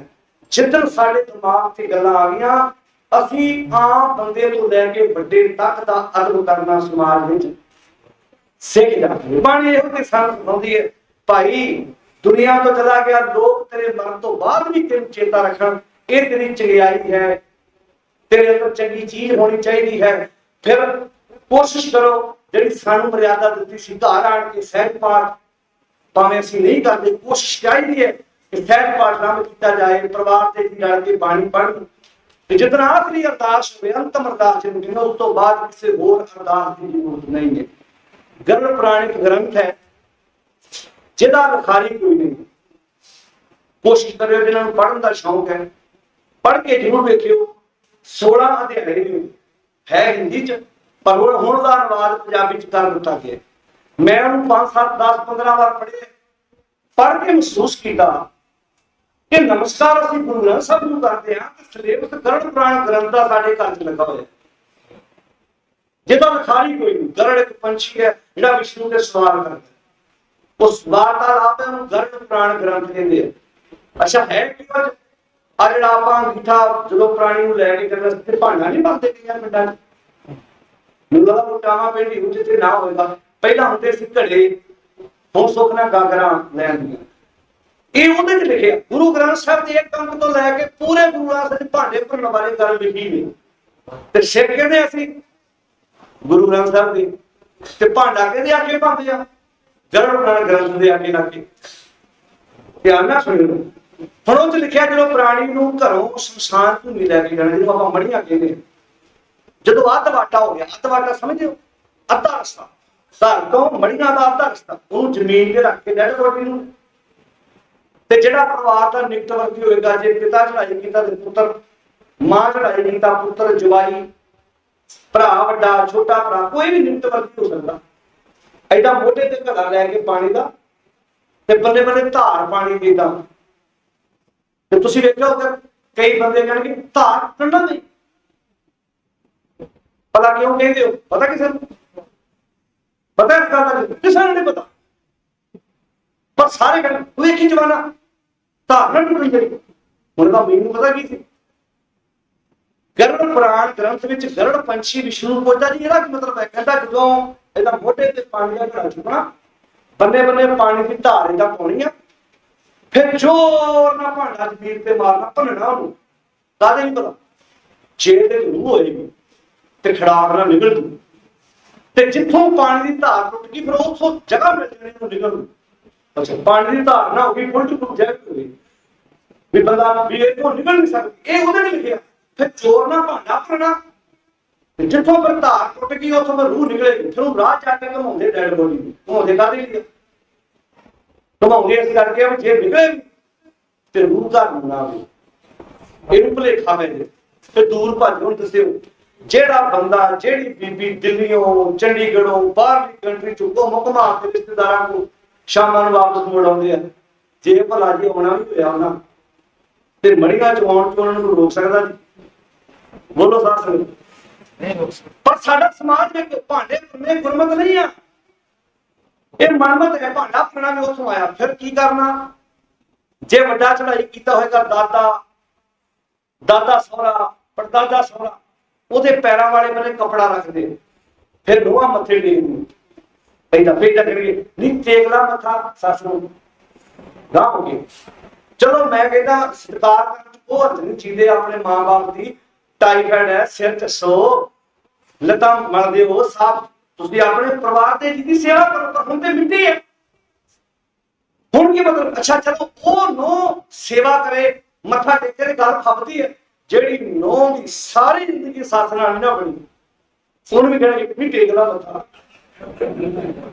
ਇਹ ਨਹੀਂ ਲੱਭਣੀ। ਤੇ ਲਾਗੇ ਗੁਆਂਢਣਾ ਪਤਾ ਕੀ ਹੁੰਦੀਆਂ ਆਂਦੀ, ਇਹ ਤੇ ਆਪਣੇ ਸੱਸ ਦਾ ਨਾਂ ਸੁਣ ਕੇ ਵੀ ਰਾਜੀ ਨਹੀਂ, ਪਰ ਉਹ ਸਭ ਤੋਂ ਵੱਧ ਰੋ ਕੇ ਨਾਟਕ ਕਰਦੀ। ਗੁੱਸਾ ਨਾ ਬਣਾਇਆ, ਨਾ ਵੀ ਮੇਰਾ ਮੰਨ। ਸਭ ਤੋਂ ਵੱਧ ਖੇਖਣ ਉਹ ਬੀਬੀ ਕਰਦੀ ਹੈ ਜਿਹਨੇ ਕਦੀ ਸੱਸ ਨੂੰ ਮਾਂ ਸਮਝਿਆ ਹੀ ਨਹੀਂ। ਅਸੀਂ ਨੌਟੰਕੀ ਬਾਜ, ਕਿਉਂਕਿ ਅਸੀਂ ਨਾਟਕ ਵੇਖ ਕੇ ਅਸੀਂ ਐਡੇ ਵੱਡੇ ਨੌਟੰਕੀ ਬਾਜ ਹੋ ਗਏ ਕਿ ਸੀਰੀਅਲ ਦੇ ਵਿੱਚ ਕਿਸੇ ਨੂੰ ਕੋਈ ਚਾਕੂ ਵਜੇ, ਕੋਈ ਗੋਲੀ ਵੱਜੇ, ਘਰੋਂ ਬਾਹਰ ਕੱਢ ਦਿੰਦੇ ਸੀ। ਰੋਂਦੇ ਆ, ਸੁਣਦੇ ਨਹੀਂ ਰਾਤ ਨੂੰ। ਸਹੁਰਾ ਤੜਫਦਾ ਹੋਵੇ, ਸੱਸ ਤੜਫਦੀ ਹੋਵੇ, ਕੋਈ ਬੱਚਾ ਤੜਫਦਾ ਹੋਵੇ, ਸਾਡੇ ਤੋਂ ਫੀਲ ਨਹੀਂ ਹੋ। ਕਿਉਂਕਿ ਜਿੱਦਾਂ ਦੀ ਖੁਰਾਕ ਮਨ ਨੂੰ ਦਿੱਤੀ, ਮਨ ਉਦਾਂ ਦਾ ਹੀ ਹੋ ਗਿਆ। ਮਨ ਨੂੰ ਖੁਰਾਕ ਹੀ ਇਹੋ ਦਿੰਦੇ ਸੀ। ਵੇਲਾ ਬੰਦਾ ਬੈਠਾ ਟਾਈਮ ਨਹੀਂ ਅਗਰ 3 ਨਾਟਕ ਵੇਖਦਾ ਹੈ, 4 ਥਾਂ ਤੇ ਜਾ ਕੇ ਤਾਸ਼ ਖੇਡਦਾ ਹੈ, 5ਵੇਂ ਥਾਂ ਤੇ ਕਿਸੇ ਲੀਡਰ ਦੀ ਰੈਲੀ ਨਜ਼ਰ ਆ ਜੇ ਮੇਰੇ ਕੋਲ ਟਾਈਮ ਹੈ। ਟਾਈਮ ਹੈ ਕੋਲ ਦੇਖੋ, ਟਾਈਮ ਹੀ ਟਾਈਮ ਹੈ। ਤੂੰ ਟਾਈਮ ਦੀ ਕਦਰ ਨਹੀਂ ਕਰਦਾ। ਜਿਨ੍ਹਾਂ ਨੇ ਤੁਸੀਂ ਵੇਖੋ ਕਈ ਬੱਚੇ ਪੁਰਾਣੇ ਸਮੇਂ ਚ ਆ ਬਜ਼ੁਰਗ ਕਈ 10-10 ਪਾਸ ਨੇ, ਉਹ ਆਪਣੇ ਬੱਚਿਆਂ ਨੂੰ ਦੱਸਦੇ ਪੁੱਤ 10 ਡੰਗਰਾਂ ਦੇ ਪੱਠੇ ਵੀ ਲਾਉਂਦਾ ਸੀ, ਪੁੱਤਰਦਾ ਵੀ ਸੀ, ਪਾਉਂਦਾ ਵੀ ਸੀ, ਸਕੂਲੇ ਵੀ ਜਾਂਦਾ ਸੀ। ਪਰ ਮੇਰੀਆਂ 10 ਕਲਾਸਾਂ ਤੇਰੀ ਐਮਏ ਨਾਲ ਹੋ ਗਏ। ਤੈਨੂੰ ਵਿਹਲਾ ਰੱਖਿਆ, ਤੂੰ ਘਰੋਂ ਮੋਟਰਸਾਈਕਲ ਤੋਂ ਕਾਰ, ਖੇਤਾਂ ਜਾਣਾ ਮੋਟਰਸਾਈਕਲ ਤੇ, ਗੱਡੀ ਤੇ, ਚਾਬੀ ਤੇਰੇ ਕੋਲ, ਕਾਲੀਆਂ ਤੇ ਕੋਈ ਐਨਕਾਂ, ਮੋਬਾਈਲ ਤੇ ਕੋਈ ਮਹਿੰਗਾ, ਤੇ ਪੜ੍ਹ ਨੂੰ ਫਿਰ ਵੀ ਮਸਾਂ ਤੋੜਦਾ। ਇਹ ਸਹੂਲਤਾਂ ਨਹੀਂ ਕਰਦਾ। ਜਿੱਥੇ ਬੰਦਾ ਕਈ ਵਾਰੀ ਤੁਸੀਂ ਦੇਖਿਆ ਗਰੀਬ ਤੋਂ ਪਰਿਵਾਰਾਂ ਦੇ ਬੱਚੇ ਜਿਹੜੇ ਜੱਜ ਬਣ ਜਾਂਦੇ ਆ, ਉਹ ਲੜਦੇ ਆਪਣੇ ਆਪ, ਕਹਿੰਦੇ ਮੇਰੇ ਮਾਂ-ਬਾਪ ਕੋਲ ਇतना ਪੈਸਾ ਨਹੀਂ, ਉਹ ਘਸਾਉਂਦੇ ਆਪਣੇ ਆਪ, ਉਹ ਲੜਦੇ ਆਪਣੇ ਆਪ। ਅਸੀਂ ਇੱਥੋਂ ਕੁਝ ਬਣ ਕੇ ਨਿਕਲਣਾ। ਆਓ ਇਹ ਸਮਾਂ ਬਾਰ-ਬਾਰ ਨਹੀਂ ਮਿਲਦਾ। ਜਦੋਂ ਵੀ ਕੋਈ ਪ੍ਰਾਣੀ ਸੰਸਾਰ ਤੋਂ ਜਾਂਦਾ, ਮੈਨੂੰ ਕਿਸੇ ਦੀ ਅੰਤਮ ਅਰਦਾਸ ਤੇ ਜਾਣ ਦਾ ਮੌਕਾ ਮਿਲਦਾ, ਮੈਂ ਇੱਕ ਸਬਕ ਲੈ ਕੇ ਆਉਣਾ। ਮੈਨੂੰ ਤੁਹਾਡਾ ਪਤਾ ਨਹੀਂ, ਪਰ ਮੈਂ ਆਪਣੇ ਆਪ ਲਈ ਇੱਕ ਸਬਕ ਲੈ ਕੇ ਆਉਣਾ ਕਿ ਹਰ ਦੁਨੀਆ ਤੋਂ ਜਾਣ ਵਾਲਾ ਬੰਦਾ ਕਹਿੰਦਾ ਕਿ ਮੈਂ ਨਹੀਂ ਨਾ ਰਿਹਾ, ਰਹਿਣਾ ਸਿਰਫ ਕਿਸੇ ਤੂੰ ਵੀ ਨਹੀਂ ਹੈਗਾ, ਅੱਜ ਤੋਂ ਚੰਗੇ ਕੰਮ ਕਰਨੇ ਸ਼ੁਰੂ ਕਰ। पर असीं की करते हैं चिखा बलदी वेख के आना इत्थे ही आ सारे बस उथों हथ धोते 5 मिनट बाद सवेरे मैं तरीके जाना फलाने पे केस किया झूठे केस किते वापस ले ला माड़ियां माड़ियां लड़ाइयां जड़ियां पा के असीं एक दूजे नाल मूंह वट के बैठे हां हस के खेड के 4 दिन चंगे बिता लो किसी की जायदाद करके किसी नूं याद नहीं करना याद करेगी दुनिया जे तुसीं किसी नाल चंगे बोल तुसीं घर नूं तुरे आउंदे जे रस्ते च किसी ने हाथ सुट के ऐसा मड़ा ही लिया बुला लिया बंदा पता की कहेगा तो कहेगा देखो जी बंदे को पैसे का घमंड नहीं सी मैनूं बुला के लगदा सी मेरे तुहाडे कोल कुछ लेना थोड़ा कई वारी ना साडे कोल हुंदा कुछ नहीं पर असीं फिर भी बहुत कुछ दे जांदे तुसीं किस तों छुट्टी पास कराउंदे हो छुट्टी पास पैसे दी होनी पर उदां ही हस के बोल दे नाल जुत्ती दे पैसे तो दे दित्ते पर हासा हस लो पर अज साडे चेहरिਆਂ ਤੋਂ हासा दोबारा क्योंकि हासा आउंदा चंगे कमां नाल ते चंगे कमां दी गिनती बंदे ने अपनी जिंदगी चों घटाती है पातशाह दी बाणी हुंदी है जिचर वसिया कंत घर ਜਦੋਂ तक तेरे अंदर कंत रब मालिक है ਉਹਦੇ ਗੁਣ ਵਾਦੇ ਜੀਓ ਜੀਓ ਸਭ ਘਾਤ ਚੌਥੀ ਜਲਸੀ ਗੰਦੜਾ ਤਾਂ ਕੋਈ ਨਾ ਪੁੱਛੇ ਤੇਰੀ ਬਾਤ ਪੇੜੇ ਸਹਿ ਸੇਵਕ ਸੁਣਿਓ ਮੇਰੀਆਂ ਭੈਣੋ ਕਹਿੰਦੇ ਪੇਕੇ ਘਰ ਜਿਹੜੀ ਲੜਕੀ ਗੁਣ ਸਿੱਖ ਲੈਂਦੀ ਆ ਨਾ ਸਹੁਰੇ ਘਰ ਸਿਰ ਉੱਚਾ ਚੁੱਕ ਕੇ ਤੋਰਦੀ ਜਿਹਨੇ ਪੇਕੇ ਘਰ ਮਾਂ ਕੋਲੋਂ ਆਟਾ ਗੁੰਨਣਾ ਸਿੱਖਿਆ ਸਬਜ਼ੀ ਬਣਾਉਣੀ ਸਿੱਖੀ ਰੋਟੀਆਂ ਪਕਾਉਣੀਆਂ ਸਿੱਖੀਆਂ ਹੁਣ ਤਾਂ ਨਹੀਂ ਹੈਗਾ ਪੁਰਾਣੀਆਂ ਮਾਵਾਂ ਨੂੰ ਪਤਾ ਸੱਸਾਂ ਨੂੰ ਧਿਆਨ ਦਿੰਦੀਆਂ ਸੀ ਅੱਜ ਉਹ ਕਹਿੰਦੇ 5 ਫੁਲਕੇ ਪਕਾ ਕੇ ਖਾ ਇਹਦਾ ਅਰਥ ਪਤਾ ਕੀ ਸੀ ਵੀ 5 ਫੁਲਕੇ ਪਕਾ 6 ਦੇ ਫੁਲਕੇ ਬਣੇ ਵਧੀਆ ਤੇ ਉਹਨਾਂ ਉਧਰ ਹੀ ਕਹਿਣਾ ਵੀ ਨਹੀਂ ਧੀ ਚੰਗੀ ਹੋਈ ਹੈ ਚੰਗੇ ਮਾਂ ਬਾਪ ਨੂੰ ਜੇ ਬਣ ਗਿਆ ਭਾਰਤ ਦਾ ਨਕਸ਼ਾ ਰੋਟੀ ਵੇਲਦੇ ਆ ਰੋਟੀ ਵੇਲੀ ਨਾ ਗਈ ਤੇ ਉੱਥੇ ਨਾਲ ਹੀ ਉੱਚਾ ਮਾਰਦੀਆਂ ਸੱਸ ਨੇ ਵਿਚੋਲਣ ਤੂੰ ਤੇ ਆਂਦੀ ਬਿਨੋਦਾ ਬੜਾ ਤੇ ਆ ਵੇਖ ਇਹਦੇ ਵਿਗੀਆਂ ਖਾਓ ਇਹਦੇ ਨਾਲ ਸਾਡੇ ਜਵਾਬ ਵਧੀਆ ਰੋਟੀ ਪਕਾ ਲੈਂਦੇ ਹੁਣ ਉੱਥੇ ਸ਼ਬਦ ਲਿਖਿਆ ਪੇੜੇ ਸਹਿ ਸੇਵਕ ਨੂੰ ਸਹੁਰੇ ਸੁਖ ਵਾਸਤੇ ਪੇਕੇ ਘਰ ਜੇ ਧੀ ਨੇ ਗੁਣ ਸਿੱਖੇ ਹੋਣਗੇ ਤੇ ਸਹੁਰੇ ਘਰ ਜਦੋਂ ਮਾਂ ਨੇ ਕਿਹਾ ਆਟਾ ਇੱਦਾਂ ਗੁੰਨਣਾ ਸਬਜ਼ੀ ਇੱਦਾਂ ਬਣਾਉਣੀ ਜਦੋਂ ਸਹੁਰੇ ਘਰ ਗਈ ਹਰ ਸਬਜ਼ੀ ਭਾਜੀ ਤਿਆਰ ਕਰਕੇ ਰੱਖੀ ਉਹਨਾਂ ਨੇ ਵਾਹ ਇਹ ਧੀ ਟੀਚਰ ਵੀ ਆ ਇਹ ਧੀ ਨਰਸ ਵੀ ਆ ਇਹ ਧੀ ਜੱਜ ਵੀ ਆ ਪਰ ਉਹਨੂੰ ਧਰ ਨਹੀਂ ਚਲਾਉਣਾ ਆਉਂਦਾ ਇਹ ਗੱਲ ਕੱਲੀ ਲੜਕੀ ਵਾਸਤੇ ਨਹੀਂ ਲੜਕੇ ਵਾਸਤੇ ਵੀ ਆ ਅੰਦੋਲਨ ਨੇ ਇੱਕ ਚੀਜ਼ ਤੇ ਸਿਖਾਤੀ ਆ ਜਿਹੜੇ ਸਾਡੇ ਨੌਜਵਾਨਾਂ ਨੂੰ ਰੋਟੀਆਂ ਨਹੀਂ ਸੀ ਬਣਾਉਣੀਆਂ ਆਉਂਦੀਆਂ ਐ ਗੋਲ ਰੋਟੀਆਂ ਤਿਆਰ ਕਰਦੇ ਪਿਆਜ਼ ਕੱਟਦੇ ਆ ਸਬਜ਼ੀਆਂ ਬਣਾਉਂਦੇ ਆ ਇਹ ਅੰਦੋਲਨ ਨੇ ਮੋਦੀ ਨੇ ਇੱਕ ਭਲਾ ਕਰਤਾ ਇਸ ਨਾਲ ਪਤਾ ਕਿਹੜਾ ਵੀ ਜਿਹੜੇ ਨੌਜਵਾਨ ਉਸ ਅੰਦੋਲਨ ਚ ਪ੍ਰਸ਼ਾਦੇ ਪਾਣੀ ਤਿਆਰ ਕਰਦੇ ਜਿਹੜੀਆਂ ਭਾਗਾਂ ਵਾਲੀਆਂ ਨਾਲ ਵਿਆਹ ਉਹਨਾਂ ਨੂੰ ਫਾਇਦਾ ਹੋਣਾ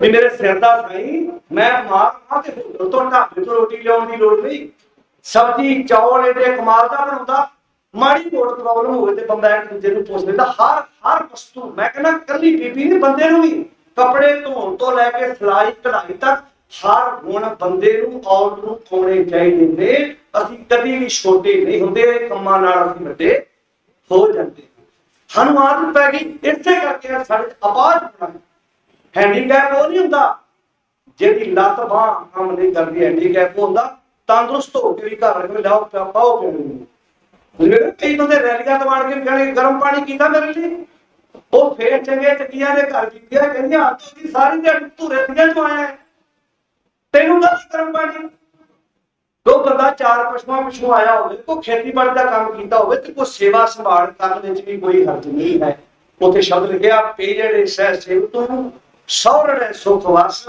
ਪੇਕੇ ਘਰ ਤੇ ਸਾਡਾ ਪੇਕਾ ਘਰ ਕਿਹੜਾ ਸੰਸਾਰ ਸਹੁਰਾ ਘਰ ਕਿਹੜਾ ਗੁਰੂ ਵਾਲਾ ਪਾਸਾ ਜੇ ਮੈਂ ਆਪਣੇ ਸੰਸਾਰ ਵਿੱਚ ਚੰਗੇ ਗੁਣ ਸਿੱਖੇ ਹੋਣਗੇ ਗੁਰੂ ਨਾਲ ਮਿਲਣ ਚ ਮੈਨੂੰ ਕੋਈ ਦਿੱਕਤ ਨਹੀਂ ਆਉਣੀ ਗੁਰੂ ਨਾਲ ਮੇਰੀ ਗੱਲ ਵੱਖਰੀ ਪੈ ਜਾਣੀ ਹੈ ਪੇੜੇ ਸਹਿ ਸੇਵਕ ਨੂੰ ਸਹੁਰੇ ਸੁਖ ਵਾਸ ਗੁਰ ਮੇਲ ਚੱਜ ਅਚਾਰ ਸੇ ਤੁਹਾਨੂੰ ਕਦੇ ਨਾ ਲੱਗਾ ਦੁੱਖ ਆਪਣੇ ਗੁਰੂ ਨੂੰ ਮਿਲ ਕੇ ਚੱਜ ਅਚਾਰ ਸਿੱਖ ਲਾ ਜ਼ਿੰਦਗੀ 'ਚ ਕਦੀ ਦੁੱਖ ਨਹੀਂ ਲੱਗੇਗਾ ਜਿਹੜੀਆਂ ਧੀਆਂ ਨੇ ਆਪਣੀ ਭਰਜਾਈ ਕੋਲੋਂ ਆਪਣੀ ਮਾਂ ਕੋਲੋਂ ਆਪਣੀ ਵੱਡੀ ਭੈਣ ਕੋਲੋਂ ਪੇਕੇ ਘਰ ਸਾਰੇ ਗੁਣ ਸਿੱਖ ਲੈ ਉਹ ਜਦੋਂ ਸਹੁਰੇ ਘਰ ਜਾਂਦੀਆਂ ਫਿਰ ਉਹਨਾਂ ਨੂੰ ਕੋਈ ਮੁਸ਼ਕਲ ਨਹੀਂ ਆਉਂਦੀ ਉਹਨਾਂ ਨੂੰ ਸਬਰ ਸੰਤੋਖ ਤੇ ਜਿਹੜੀਆਂ ਧੀਆਂ ਪੇਕੇ ਮਾਂ ਦੀ ਗੱਲ ਤੇ ਗੁੱਸਾ ਕਰਦੀਆਂ ਟੈਨਸ਼ਨ ਚਿੰਤਾ ਹੁਣੇ ਕਰਨੀ ਸ਼ੁਰੂ ਕਰ ਦਿਓ ਇਹ ਤਾਂ ਤੁਸੀਂ ਜੰਮੀ ਸੀ ਤੁਹਾਡੀ ਗੱਲ ਨਹੀਂ ਸੁਣਦੀ ਜਦੋਂ ਅਗਲੇ ਘਰ ਜਾਏਗੀ ਕਿੰਨਾ ਔਖਾ ਹੋ ਗਿਆ ਦਿਨ ਰਹਿਣਾ ਇਹ ਪੁੱਤਰ ਵਾਸਤੇ ਵੀ ਹੈ, ਜਿਹੜਾ ਪੁੱਤਰ ਤੁਹਾਡੀ ਗੱਲ ਸੁਣਨ ਨੂੰ ਤਿਆਰ ਨਹੀਂ, ਕਿੱਦਾਂ ਵਸੇਗਾ?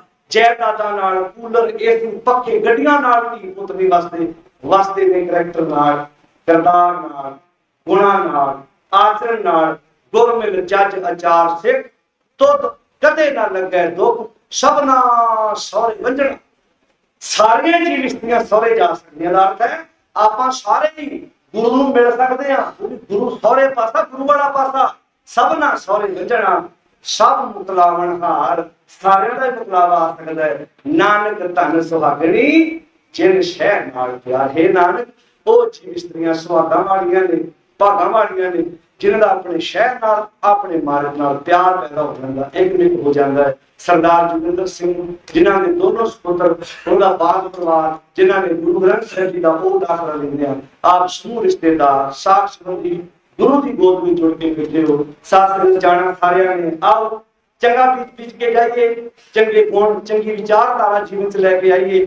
ਉਹ ਸਾਨੂੰ ਸਤਿਗੁਰੂ ਦੀ ਬਾਣੀ ਸਿਖਾਉਂਦੀ ਹੈ। ਗੁਰੂ ਦਾ ਉਪਦੇਸ਼ ਆਪਣੀ ਜ਼ਿੰਦਗੀ ਵਿੱਚ ਉਤਾਰਨ ਦਾ ਯਤਨ ਕਰੀਏ, ਸੱਚੇ ਮਾਰਗ ਵਿੱਚ ਚੱਲਦੇ ਹਾਂ, ਉਸ ਕਰੇ ਜਹਾਨ।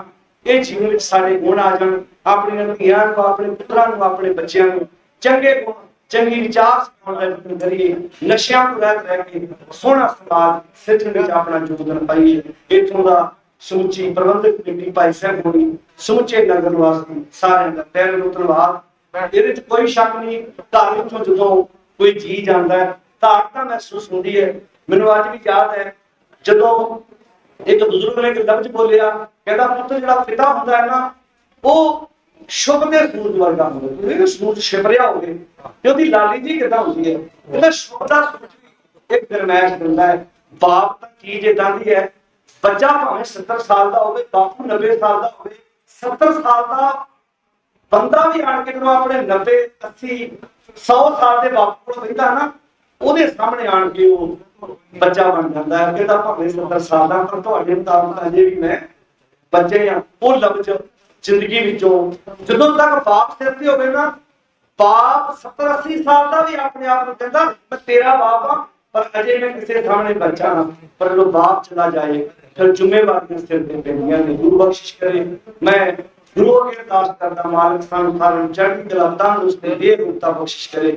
ਮਾਤਾ ਜੀ ਦੀ ਲੰਬੀ ਆਯੂ ਹੋਵੇ, ਕਿਉਂਕਿ ਪਰਿਵਾਰਾਂ ਵਿੱਚ ਇਹ ਚੀਜ਼ਾਂ ਦੀ ਬਹੁਤ ਜ਼ਰੂਰਤ ਹੈ। ਭਾਵੇਂ ਅਸੀਂ ਸਮਾਜ ਵਿੱਚ ਕਈ ਵਾਰੀ ਕਹਿ ਦਿੰਦੇ ਹਾਂ ਛੋਟਾ ਪਰਿਵਾਰ, ਵੱਡਾ ਪਰਿਵਾਰ, ਪਰ ਚੇਤਾ ਰੱਖਿਓ ਬਜ਼ੁਰਗ ਬਹੁਤ ਕੁਝ ਛੁਪਾ ਕੇ ਆਪਣੇ ਅੰਦਰ ਸਮਾ ਕੇ ਬੈਠੇ ਹੋਏ ਨੇ। ਆਓ ਆਪਣੇ ਵੱਡਿਆਂ ਦਾ ਸਤਿਕਾਰ ਕਰਨਾ ਸਿੱਖੀਏ, ਮਿਲ ਕੇ ਪਿਆਰ ਨਾਲ ਇਹ ਸਮਾਜ ਸੋਹਣਾ ਬਣਾਉਣ ਵਿੱਚ ਆਪਣਾ ਯੋਗਦਾਨ ਪਾਈਏ। ਇੱਥੋਂ ਦੀ ਸਮੁੱਚੀ ਪ੍ਰਬੰਧਕ ਕਮੇਟੀ, ਸਮੁੱਚੀਆਂ ਸੰਗਤਾਂ ਦਾ ਤਹਿ ਦਿਲੋਂ ਧੰਨਵਾਦ। ਇਹਨੇ ਵੀ ਬਚਨ ਪ੍ਰਵਾਨ ਕਰਨੇ ਜੀ। ਆਪ ਨੂੰ ਪਤਾ ਹੈ ਸਥਾਨੀ ਅੰਦੋਲਨ ਚੱਲ ਰਿਹਾ, ਅਸੀਂ ਸਿੱਧਾ ਦਿੱਲੀ ਤੋਂ ਆ ਰਹੇ ਹਾਂ। ਜਿਹੜੇ ਗਏ ਨੇ ਵਧੀਆ ਗੱਲ ਹੈ, ਜਿਹੜੇ ਨਹੀਂ ਗਏ ਜ਼ਰੂਰ ਜਾਓ, ਕਿਉਂਕਿ ਇਹ ਜੰਗ ਇਕੱਲੀ ਕਿਸਾਨਾਂ ਦੀ ਨਹੀਂ, ਇਹ ਜੰਗ ਸਾਡੀ ਸਾਰਿਆਂ ਦੀ ਸਾਂਝੀ ਹੈ। ਸਾਡਾ ਏਕਾ ਇਸ ਜੰਗ ਨੂੰ ਜ਼ਰੂਰ ਜਿਤਾਏਗਾ, ਤਾਂ ਕਿ ਗੰਦੀਆਂ ਸਰਕਾਰਾਂ ਕਦੀ ਵੀ ਕੋਈ ਇਹੋ ਜਿਹਾ ਕਾਨੂੰਨ ਨਾ ਪਾਸ ਕਰ ਸਕਣ ਜਿਹਦੇ ਨਾਲ ਕਿਸਾਨ, ਮਜ਼ਦੂਰ, ਆਮ ਤਬਕਾ ਜਿਹੜਾ ਹੈ ਉਹ ਰੋਟੀ ਤੋਂ ਵੀ ਹੱਥ ਹੋ ਜਾਏ। ਸਾਡਾ ਸਾਰਿਆਂ ਦਾ ਸਾਂਝਾ ਪੂਰਨ ਹੈ ਤੇ ਆਪਣਾ ਬਣਦਾ ਯੋਗਦਾਨ ਸਾਨੂੰ ਸਾਰਿਆਂ ਨੂੰ ਪਾਉਣਾ ਚਾਹੀਦਾ ਹੈ। ਫਤਿਹ ਬੁਲਾਓ, ਬਹੁਤ ਪਿਆਰ ਨਾਲ ਆਖੋ ਜੀ, ਵਾਹਿਗੁਰੂ ਜੀ ਕਾ ਖਾਲਸਾ, ਵਾਹਿਗੁਰੂ।